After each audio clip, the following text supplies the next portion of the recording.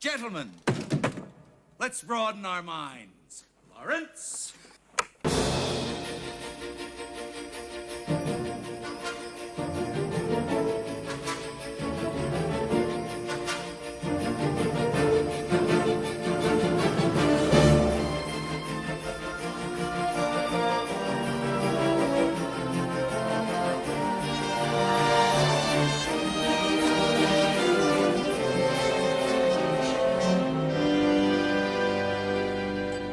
Hi, Jake here, and we're going to be talking about Tim Burton. Do we connect with Burton because of the way his films look or the characters in them? If you ask anyone to describe a Tim Burton film, they can easily do it. Everyone can picture his trademark gothic style and quirky sensibilities, but his work has a lot more in common besides the look. All his films share similar themes and for the most part similar characters. So like I said in the beginning, what makes his work so special? Style or substance? It's showtime.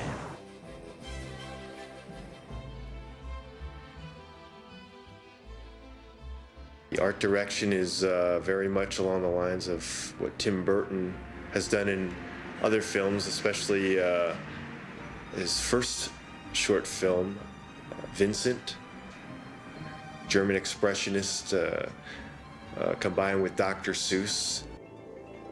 Tim Burton's style is heavily influenced by German expressionism. From the cityscapes of Batman to the hallways of the dead from Beetlejuice. The visual characteristics are definitely tied to German expressionism. Those characteristics being heavy shadows, distorted shapes, eccentric movements from the actors. Another thing he's known for is his use of stop motion. Burton started in the world of animation, working for Disney on films such as The Fox and the Hound, Tron, even doing some concept art for The Black Cauldron. His early work involved a lot of stop motion shorts. Stop motion is the style all his animated films share, but he uses it sometimes in his live action work. For example, in Pee-wee's Big Adventure, we see it used to... It looked like this! Terrifying effect. Ugh. Combining these two elements gives the distinct Burton look that usually comes to mind.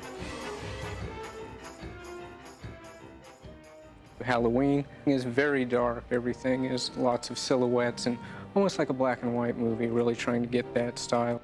You go to Christmas Land, everything's bright, vivid color, lots of fast camera moves, trying to get real fun. In some cases, like his first film, Pee-wee's Big Adventure or Big Fish, he doesn't use the muted tones he's known for and flips it to go for a more saturated look. Now there are Burton films that play more to the neutral color palette, but for the most part Burton seems to play on both extreme sides of the spectrum, with either being really dark or really saturated. A few exceptions being Edward Scissorhands and The Corpse Bride. In those films he skillfully weaves between the two of them.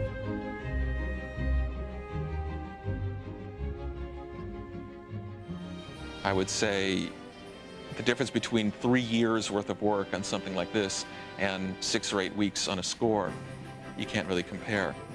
We've worked together at least my whole career, in movies and all, and it's just been the greatest collaboration I've been involved with. He's a great songwriter as well as a composer. You can't completely talk about Burton's style without bringing up his melodic counterpart, Danny Elfman.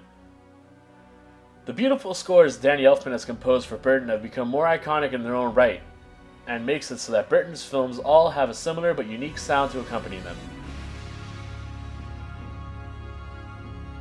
It's made it so that when you think of Burton, there's always a type of music that's instantly recognizable.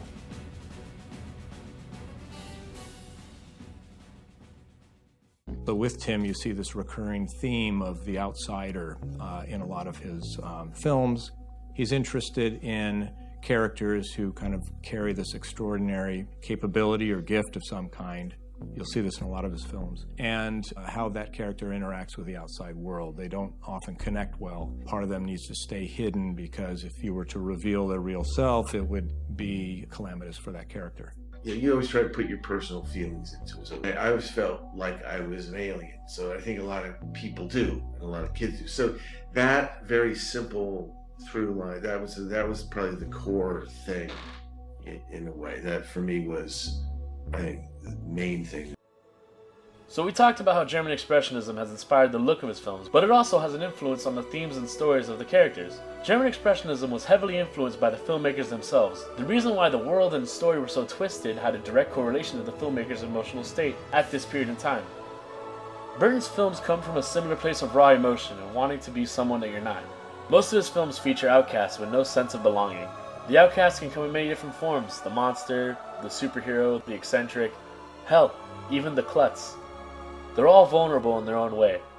His characters are all searching for something that'll make them fit in and become something better than they currently are, which makes them relatable on a human level. A reoccurring theme is magical doors that take you to a whimsical land, usually an escape from the ordinary and an entrance to something that is truly strange and unusual. I myself am strange and unusual. Although Burton may not write a lot of his films, you can definitely feel his touch on everything he does. Burton will be remembered for his style, but an undervalued aspect of his filmmaking is the substance he brings to the table.